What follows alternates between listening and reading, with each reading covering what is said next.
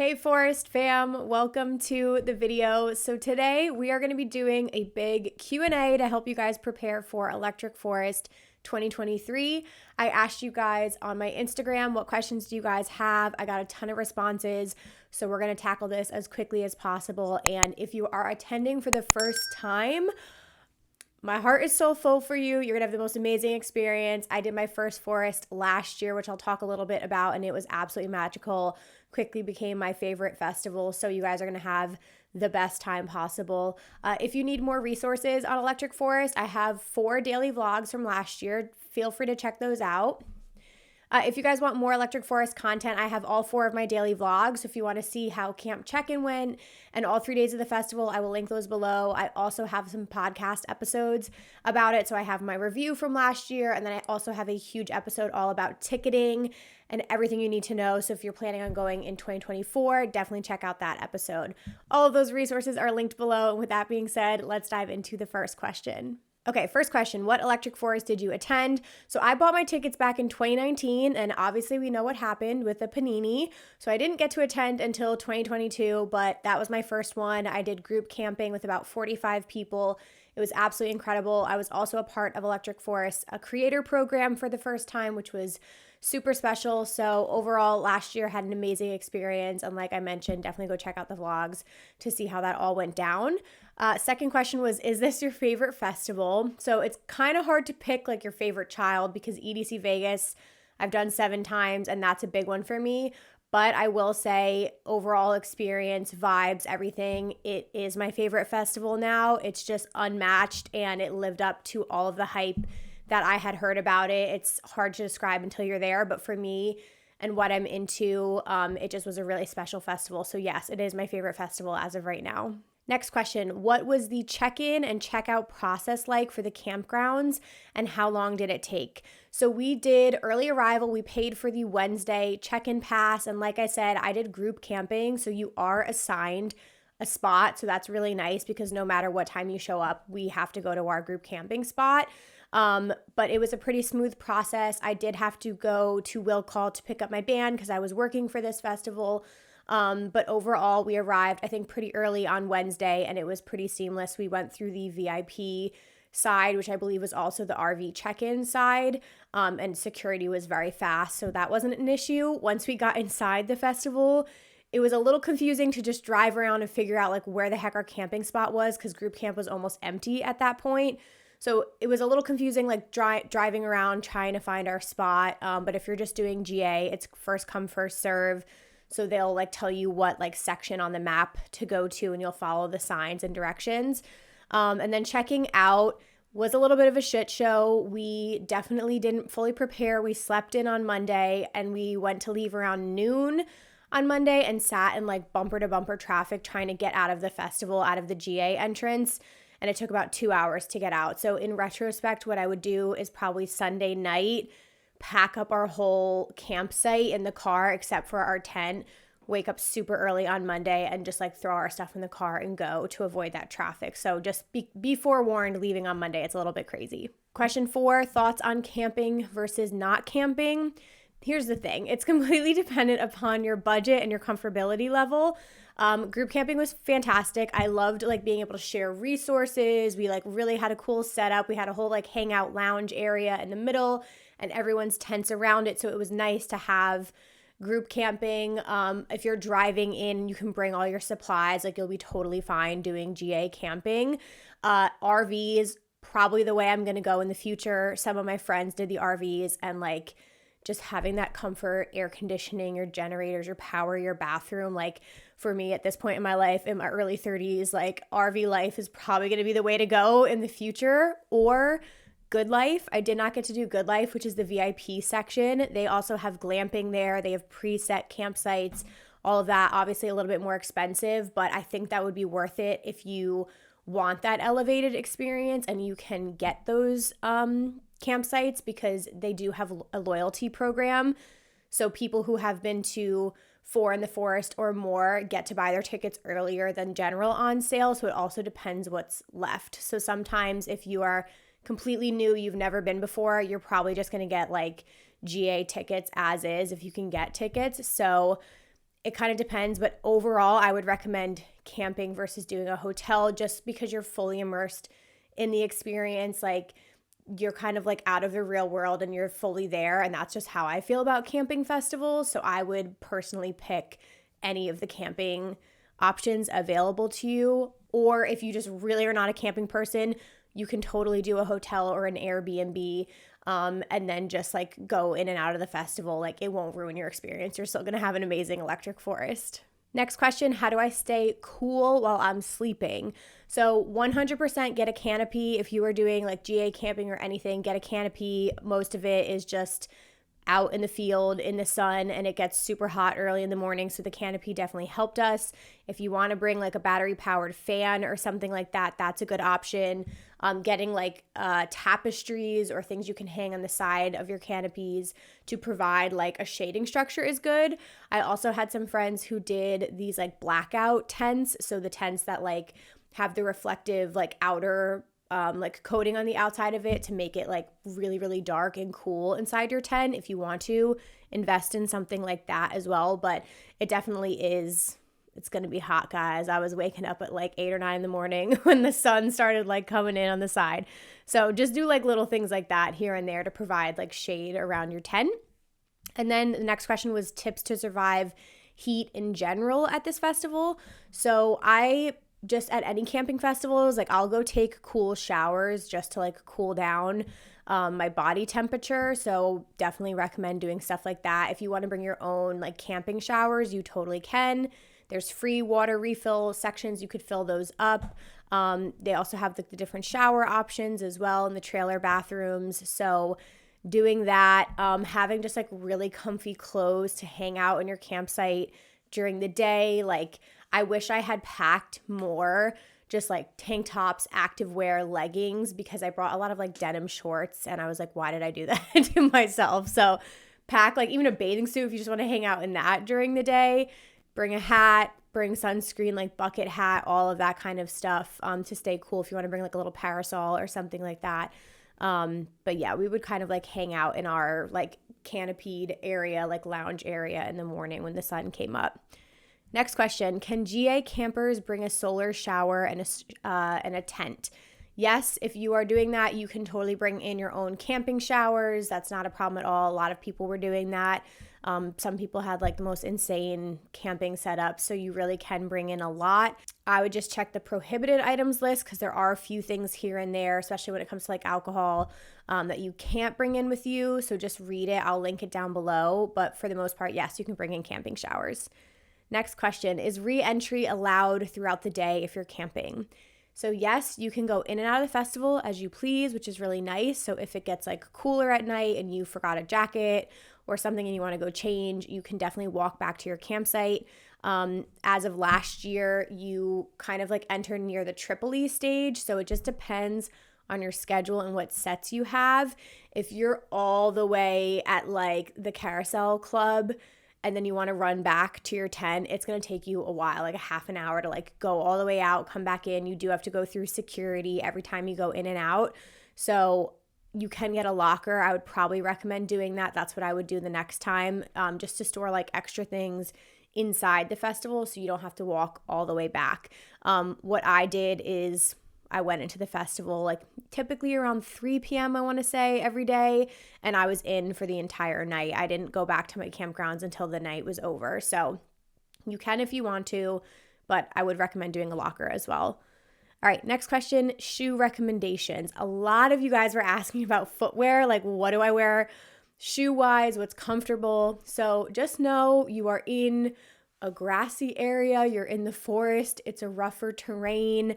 I personally would not do like crazy platforms or shoes or anything like that. I would go for comfort for sure. I wore my favorite, like they have a little bit of a platform, but my like usual festival shoes, and those were super comfortable the whole time. But honestly, like there's a lot of dirt. If it rains, you're going to be dealing with mud. So that's something to think about as well. You might want to pack just like a little like ankle rain boot or something like that just in case.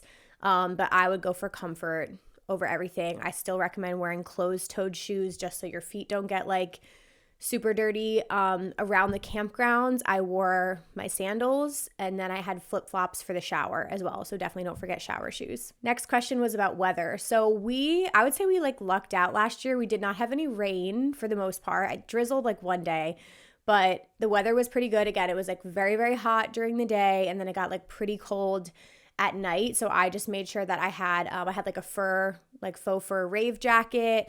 I had my pashmina. I did pack just like plastic ponchos just in case.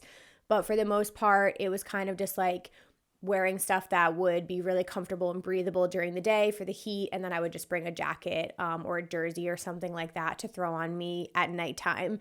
So again, just pay attention to the weather. In years prior, I know they've dealt with like thunderstorms that have popped out of nowhere or like a ton of rain. So make sure your campsite is prepared for rain, like make sure you have a tarp, all of that kind of stuff. If you're doing car camping, keep things in your car just in case if it looks like there's going to be rain. Or you can get like if you're driving, you can get like little plastic containers or like bins to keep stuff in. So that would keep it protected from any water. But yeah, overall, just prepare for hot during the day and then colder temperatures at night.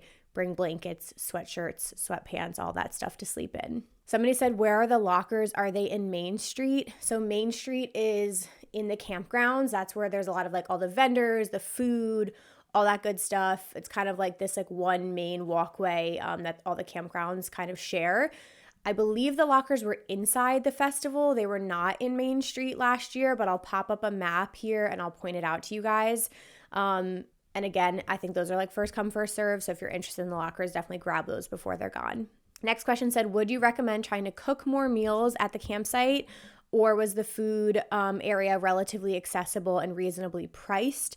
And somebody else asked about food ideas for camp. So again, depending on if you're driving in or flying, I was flying, but we did do a group camp. So we organized a brunch on Friday morning, which was really fun. So everyone kind of filled out the Google sheet ahead of time. Like some people brought yogurts, other people brought the eggs. People who were driving in baked a whole tray of like banana bread and stuff like that, which was so bomb. So if you are going with a group or you're driving in and you can pre-cook some food that's like non-perishable that will last, definitely bring in food, especially even if you can just cover breakfast. I think that's a good move.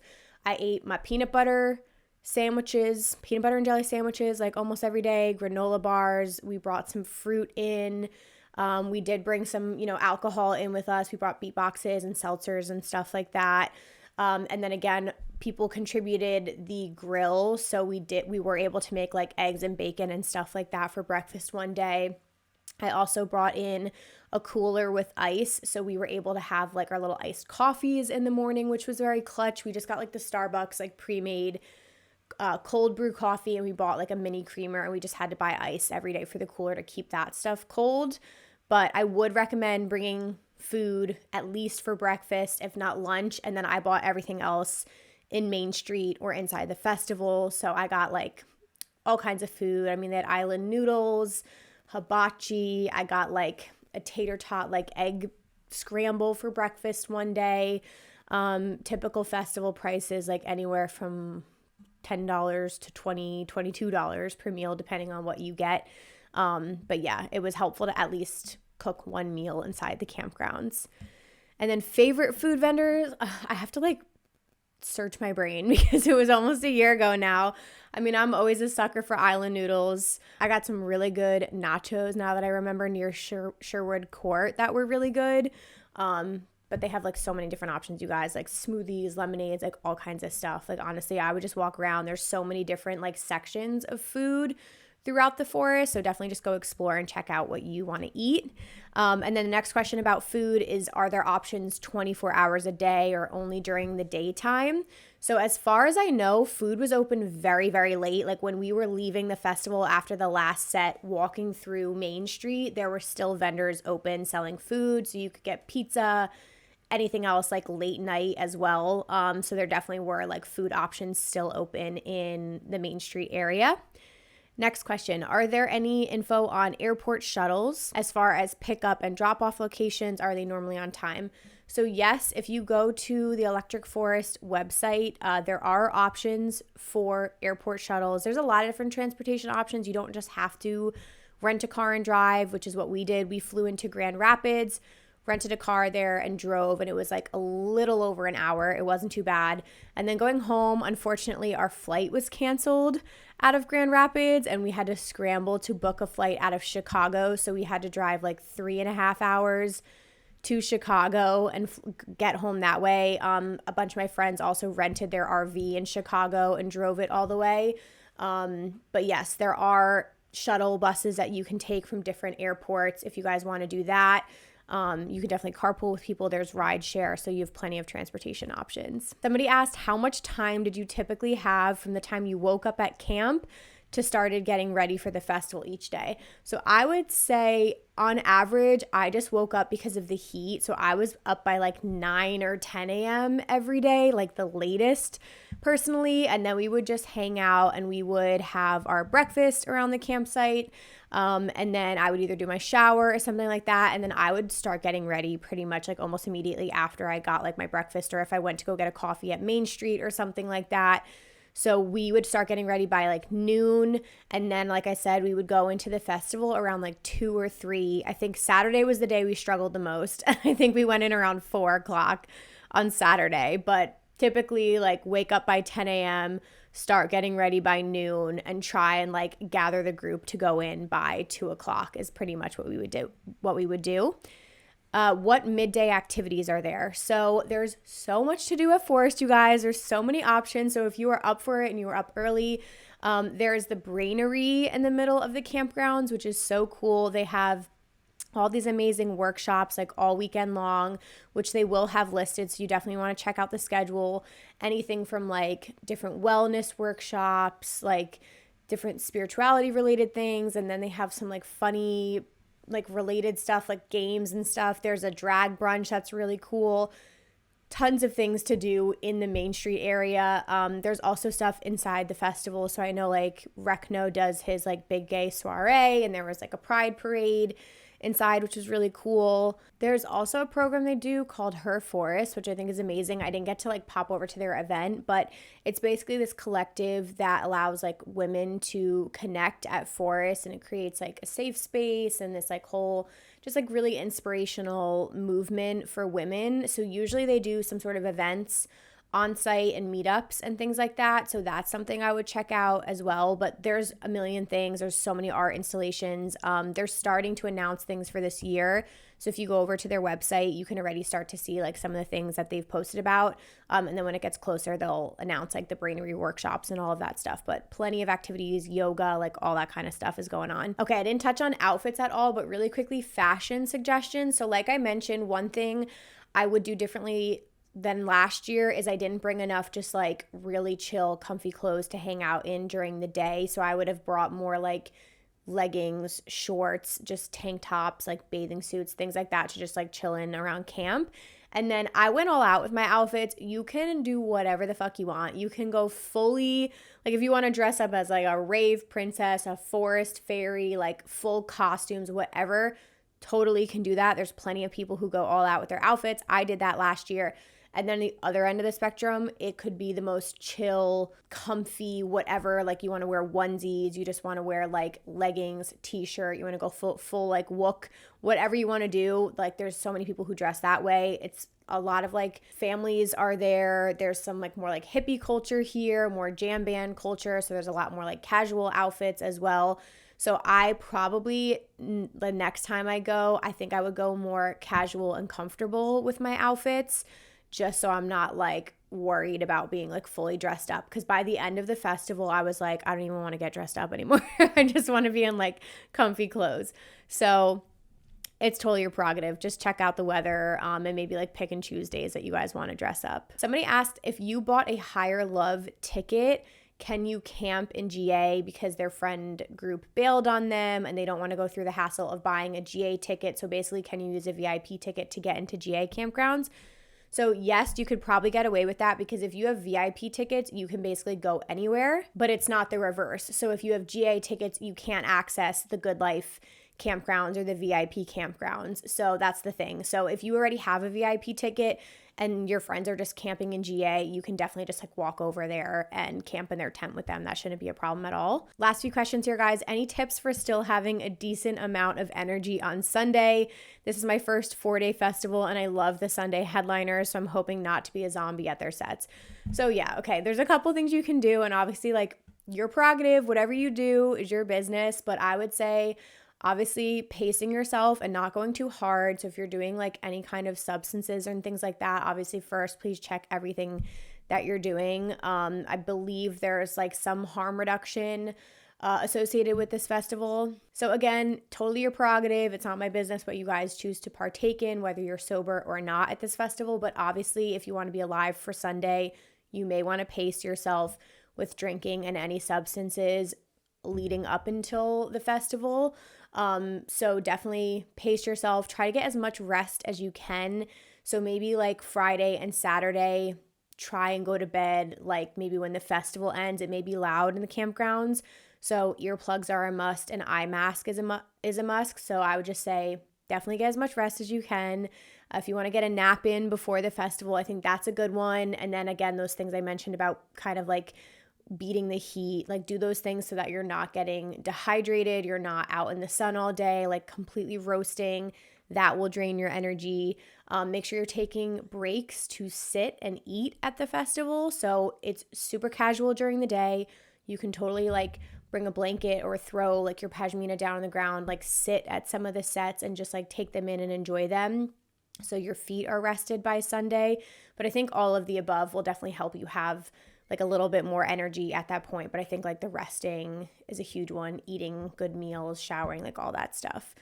And then the last few questions here, what was your favorite part about Electric Forest? It's kind of like impossible to pinpoint a favorite part because it just was like so magical to finally take it in after waiting 3 years for the festival to come back. I would just say the overall energy was so different than any other festival I had experienced. Like it just was so beautiful at night, and you could tell the production and the energy that they put into the festival. Like there's so many little surprises around every corner, especially in the forest. So you just want to save time to go wander and explore, because you'll just be like walking through the trees and you'll find like little fairy doors, or you'll stumble upon these like really fun artistic stations that I'm not going to mention. Like there's just so many cool things that you run into. They have a ton of performers in the forest who are in full character. So if you go up to them and you talk to them, they're in full character. Play into it, ask them questions. You never know what you're going to discover from the performers. I think my favorite part of this festival was like how magical and like otherworldly it was, because it almost felt like adult Disneyland in a way. Like you just felt like you were in this different magical, beautiful bubble, and it was just so special. So you guys will discover all of that. And the last 2 questions here, when should I keep my eye out for ticket sales? So if you didn't get tickets for this year and you're planning on attending in 2024, tickets typically go on sale usually the first week of December, somewhere around then. So announcements start to like trickle out in November, and then that's when you can typically expect to buy a ticket, spend your money, play the lottery here. Because again, go back and watch my Rave Culture Cast episode all about ticketing. I go into full detail about the whole ticketing process, how you can get a ticket, the loyalty program, the different camping options. So I will link that again here. But December is around the time that they go on sale. And then will I be back next year? I honestly have no idea, you guys. I have no idea. I'm not going this year because I have a friend's wedding the same weekend as Electric Forest. And I'm also going to be 7 months pregnant. At that point, I honestly probably still would have done this festival pregnant because there were plenty of pregnant women there last year. But we'll see what happens next year. I have no idea. I love this festival so much. I know 1000% I will be back at some point. But yeah, we will definitely see. I really want to do Shambhala Festival next year. So I'm kind of like holding out for that because I will have I don't even know, like a 9 or 10 month old at that point too. So I got to be picky and choosy about my festivals in 2024. But yeah, we will be back at Forest in no time. I have no doubt in my mind. All right, fam, this video was long enough. I hope you guys enjoyed this Q&A and you found it helpful. If you have any more questions at all, definitely leave them down below. Again, feel free to check out my vlogs. I love watching them and looking back on last year because it was such a special experience. I literally had the best time of my life. So definitely check out the vlogs. Watch the podcast episodes for more information. My full review is super helpful because you guys will hear about how last year went. And if you enjoyed this video, please give it a thumbs up. Definitely consider subscribing to my channel to become a part of the family over here. And I appreciate you guys watching. Have a great day, guys.